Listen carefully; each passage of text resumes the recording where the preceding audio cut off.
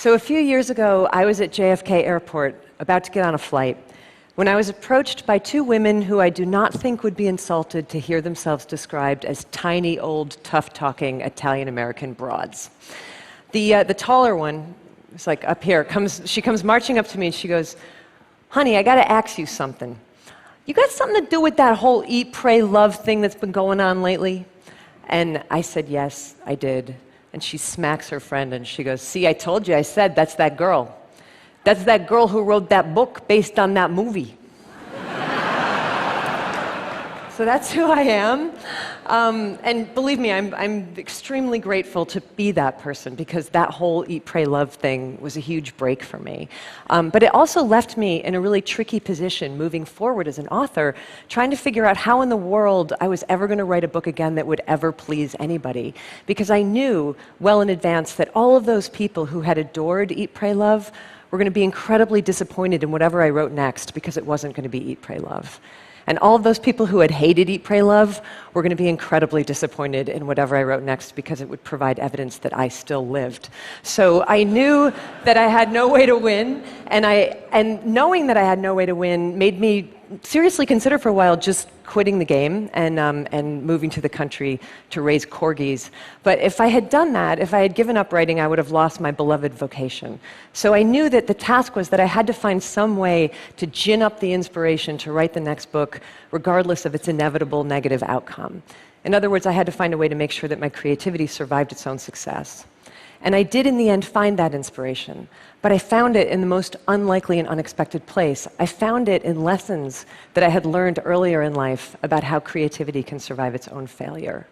So just to back up and explain, the only thing I have ever wanted to be for my whole life was a writer. I wrote all through childhood, all through adolescence. By the time I was a teenager, I was sending my very bad stories to The New Yorker, hoping to be discovered. After college, I got a job as a diner waitress, kept working, kept writing, kept trying really hard to get published, and failing at it. I failed at getting published for almost 6 years. So for almost 6 years, every single day I had nothing but rejection letters waiting for me in my mailbox. And it was devastating every single time. And every single time I had to ask myself if I should just quit while I was behind and give up and spare myself this pain. But then I would find my resolve, and always in the same way, by saying, "I'm not going to quit, I'm going home." You have to understand that for me, going home did not mean returning to my family's farm. For me, going home meant returning to the work of writing, because writing was my home. Because I loved writing more than I hated failing at writing, which is to say that I loved writing more than I loved my own ego, which is ultimately to say that I loved writing more than I loved myself.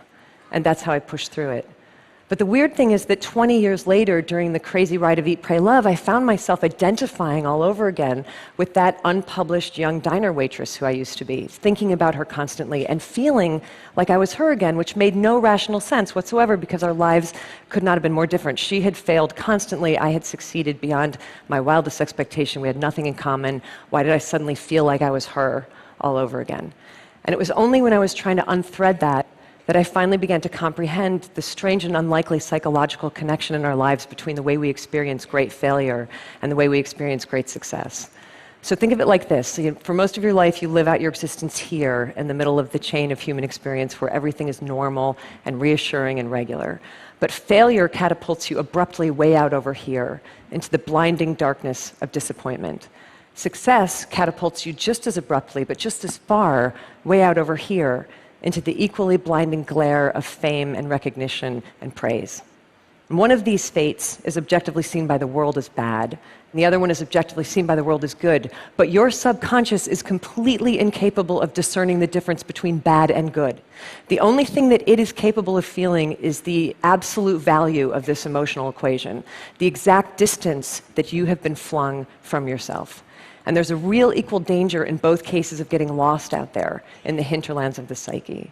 But in both cases, it turns out that there is also the same remedy for self-restoration, and that is that you have got to find your way back home again as swiftly and smoothly as you can. And if you're wondering what your home is, here's a hint. Your home is whatever in this world you love more than you love yourself. So that might be creativity, might be family, might be invention, adventure, faith, service, might be raising corgis. I don't know. Your home is that thing to which you can dedicate your energies with such singular devotion that the ultimate results become inconsequential. For me, that home has always been writing. So after the weird, disorienting success that I went through with Eat, Pray, Love, I realized that all I had to do was exactly the same thing that I used to have to do all the time when I was an equally disoriented failure. I had to get my ass back to work. And that's what I did. And that's how, in 2010, I was able to publish the dreaded follow-up to Eat, Pray, Love. And you know what happened with that book? It bombed. And I was fine. Actually, I kind of felt bulletproof, because I knew that I had broken the spell, and I had found my way back home to writing for the sheer devotion of it.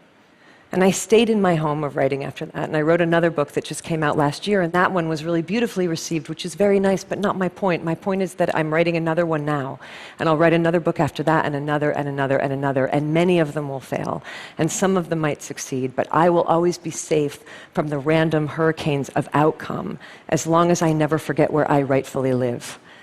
Look, I don't know where you rightfully live, but I know that there's something in this world that you love more than you love yourself. Something worthy, by the way. So addiction and infatuation don't count, because we all know that those are not safe places to live, right? The only trick is that you've got to identify the best, worthiest thing that you love most, and then build your house right on top of it, and don't budge from it. And if you should someday, somehow, get vaulted out of your home by either great failure or great success, then your job is to fight your way back to that home the only way that it has ever been done, by putting your head down and performing with diligence and devotion and respect and reverence whatever the task is that love is calling forth from you next. You just do that and keep doing that again and again and again, and I can absolutely promise you from long personal experience in every direction, I can assure you that it's all going to be okay. Thank you. Thank you.